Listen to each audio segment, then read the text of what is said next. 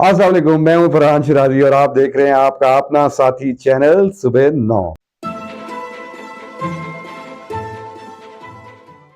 अच्छा जी, आज जो हम बात करने लगे हैं बहुत इंटरेस्टिंग बात होने लगी है यूनिवर्सिटी के स्टूडेंट्स के लिए। मैं ये सेगमेंट जो है ये बेसिकली यूनिवर्सिटी के स्टूडेंट्स के ऊपर फोकस हूं। मैं चाहता हूं कि आप लोग जब सेमेस्टर से ग्रेजुएट करें तो आप लोग बेसिकली जॉब की तलाश में ना हो, बल्कि आप लोग अपने अपने स्टार्टअप्स लगाकर बैठे हो। अच्छा जी, अब आप लोग फर्स्ट सेमेस्टर में हो, सेकंड सेमेस्टर में हो, थर्ड सेमेस्टर में, जौन से भी सेमेस्टर में हो, आप सेवन सेमेस्टर में हो। अब मैंने आज से आपको तैयारी कराना शुरू करनी है, how to become a CEO. How to become a CEO. मैं ये नहीं तैयारी करा रहा how to become an employ, मैं ये तैयारी करा रहा हूं how to become a CEO. कैसे तैयार करना है अपने आप को। देखो, मुझे एक दो फीडबैक आया कि जी सीईओ या कंपनी बनाने के लिए तो इन्वेस्टमेंट की जरूरत होती है और हमें तो इन्वेस्टमेंट तो हम कर नहीं सकते हैं, तो फिर कैसे हम ये काम करेंगे, हमारे पास तो इन्वेस्टमेंट नहीं है। तो मैं आप सबसे और आपके पेरेंट्स से भी और आप लोगों के साथ जितने दोस्त हैं उनसे यही रिक्वेस्ट करूंगा, देखें, बिजनेस के लिए investment is the last thing to be worried about. ये जो इन्वेस्टमेंट है ना कि जी सरमाया नहीं है तो हम काम नहीं करें, आपके पास पता है आपके पास सबसे बड़ी इन्वेस्टमेंट जिसके ऊपर आज मैं बात करने लगा हूं वो क्या है। आपके पास दो इन्वेस्टमेंट्स हैं जो बहुत बड़ी इन्वेस्टमेंट्स हैं। नंबर वन, आपके पास टाइम है, सबसे बड़ी इन्वेस्टमेंट।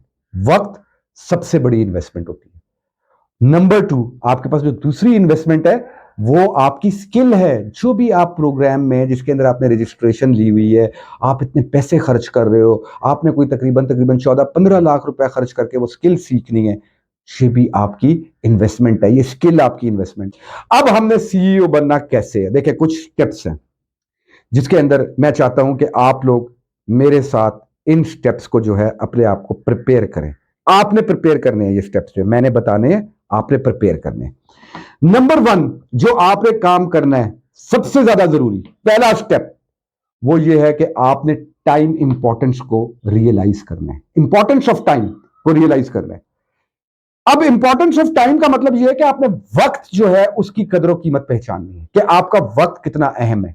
मैं इसकी एग्जांपल ऐसे देता हूं, ये जो हम लोग अक्सर वक्त जाया कर देते हैं, मैं आपको ऐसी इसकी एग्जांपल देने लगा। लेट्स सपोज आप पढ़े लिखे आदमी हैं और आप जो है पढ़ रहे हैं, एक अच्छी पर्सनैलिटी है आपके पास।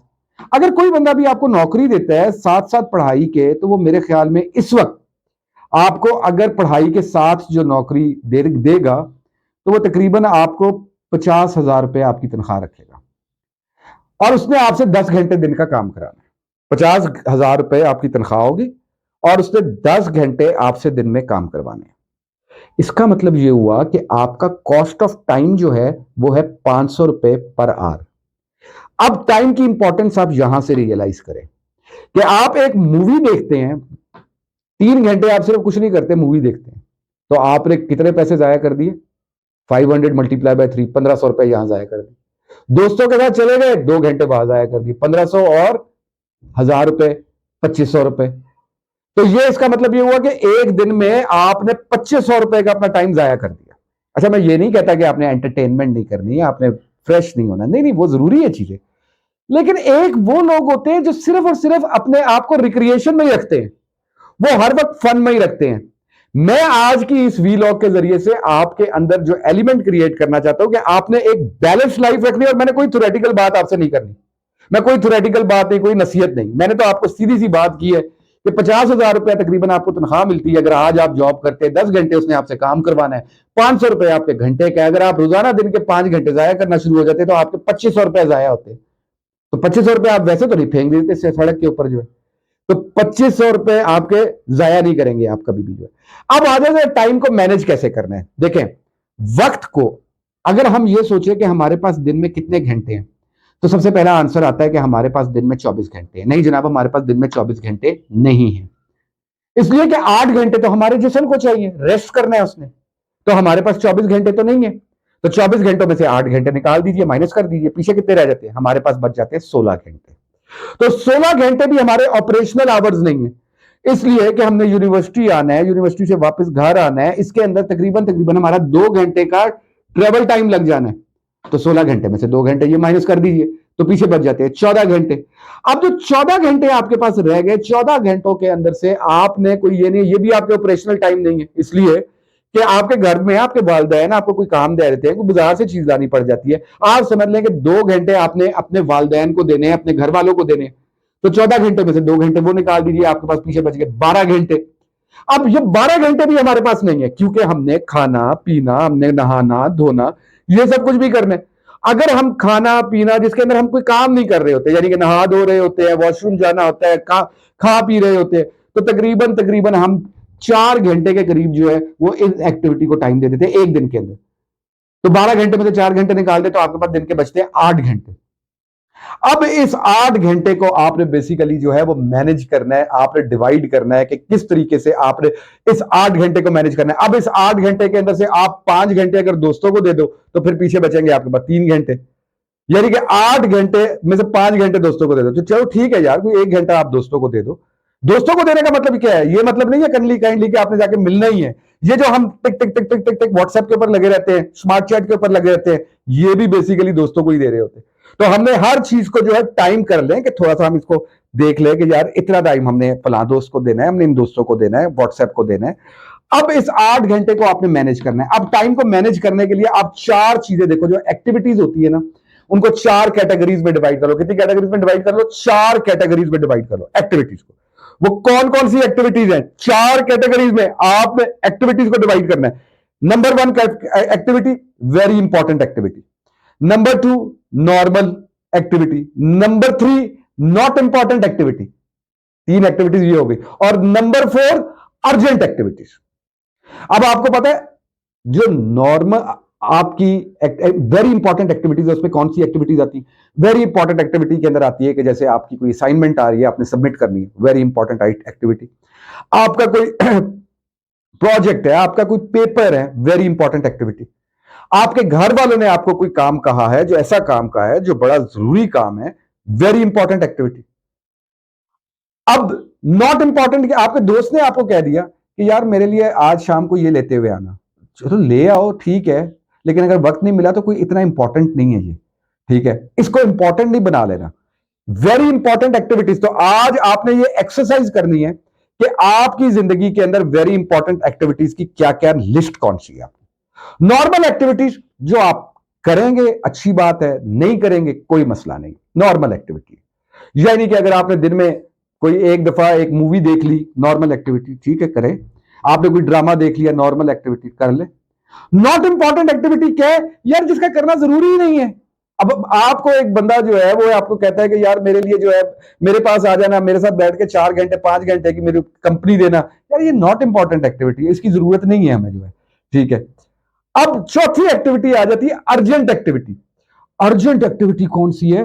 जब हम अपनी वेरी इंपॉर्टेंट एक्टिविटीज को टाइमली नहीं करते हैं और उसका टाइम आ जाता है, उसकी डेडलाइन आ जाती है, तो वो एक्टिविटी आपकी अर्जेंट एक्टिविटी बन जाती है। अब अर्जेंसी जो होती है, जो अर्जेंट एक्टिविटी होती है, ये आपको स्ट्रेस में लेकर जाती है। अर्जेंट एक्टिविटी आपको स्ट्रेस में लेकर जाती है, क्योंकि फिर आपको ब्लड प्रेशर भी हो जाता है, फिर आपको परेशानी हो जाती है, फिर आपके बहुत सारी चीजें जो होती है निग्लेक्ट होना शुरू हो जाती है। तो सबसे पहली चीज सीईओ के बनने के लिए आपने जो अपने टाइम को रियलाइज करना है और आपने अपने टाइम को डिवाइड करना है, ये 4 चीजों के अंदर किसी एक्टिविटी को अर्जेंट एक्टिविटी नहीं बनने देना। किसी नॉन इंपॉर्टेंट जो activity which is not important, उसको आपने ये नहीं करना कि उसको आपने इंपॉर्टेंट बना देना है।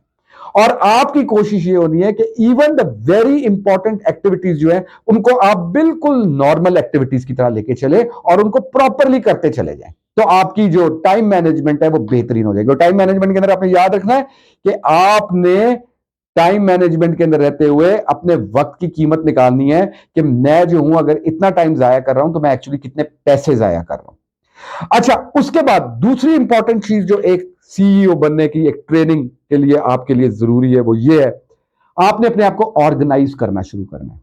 अच्छा, अब आप जो ऑर्गेनाइज करना है आपने अपने आप को, तो वो आपने ऑर्गेनाइज कैसे करना है?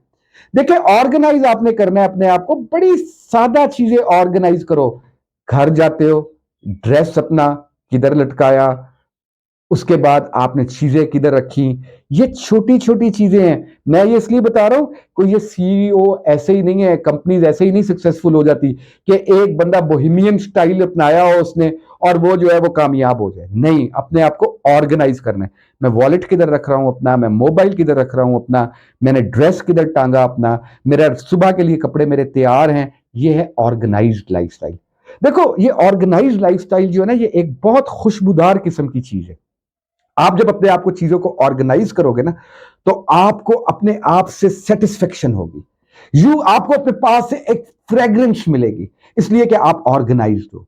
आपने अपनी एक ऑर्गेनाइज के अंदर रहते हुए आपने एक हैबिट बनाओ यार। ठीक है, हमारे पास आजकल मोबाइल आ गया है, हमारे पास मुख्तलिफ गैजेट्स आ गए, लेकिन अगर गैजेट्स भी आ गए, हम कितनी दफा अपना कैलेंडर यूज कर रहे होते हैं गैजेट के अंदर।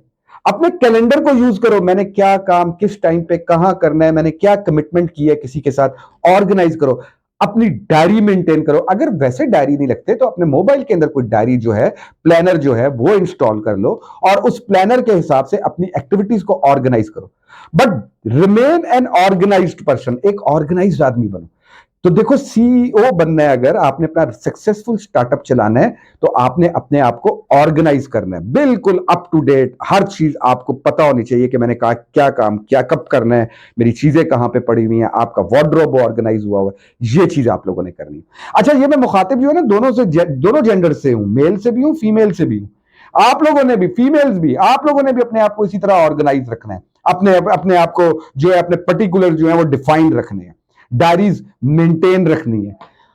और तीसरी चीज स्टार्टअप के लिए बहुत ज्यादा जरूरी है, सीईओ बनने के लिए बहुत ज्यादा जरूरी है, start developing a habit of saving. अपने रिसोर्सेज को सेव करना शुरू करना है। बिजली सेव करें, पेट्रोल सेव करें, पैसे सेव करें। मैंने खाली ये नहीं कहा कि पैसे ही सेव करने। अब आप कहोगे सर जनाब हमारे पास पैसे, हम तो पॉकेट मनी मिलती है। और भाई पॉकेट मनी मिलती है ना, तो उस पॉकेट मनी से भी आपने कंपल्सरी सेविंग करनी है। ये आज से आदत बनाना शुरू करनी है। लेट सपोज आपको सुबह पॉकेट मनी मिलती है, 200 रुपए आपको पॉकेट मनी मिलती है यूनिवर्सिटी जाने के लिए। तो 200 रुपए यूनिवर्सिटी आपके 200 रुपए नहीं पहुंचने चाहिए, यूनिवर्सिटी आपके पहुंचने चाहिए 180 रुपए। क्योंकि 20 रुपए आप घर पे सेविंग में डाल कर आए हैं कि वो आपने 20 रुपए डाल दिए घर में। यही एलिमेंट जो है आपने जिंदगी भर अडॉप्ट करने, तो आपकी एक जिंदगी बहुत अच्छा लाइफस्टाइल हो जाएगा आपका। तो देखो, अगर सीईओ बनना है तो सीईओ की जो ट्रेनिंग है, उसकी ट्रेनिंग आपने आज से शुरू करनी है।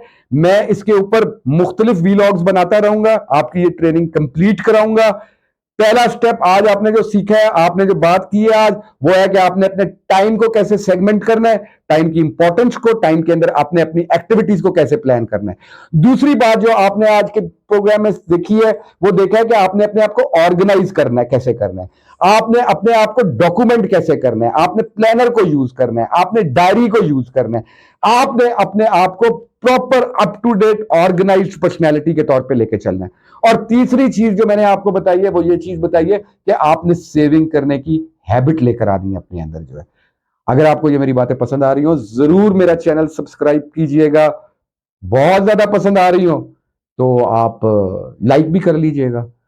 खुश रहिए, अपने साथ वाले कोलीग्स को खुश रखिए और एक भरपूर जिंदगी गुजार।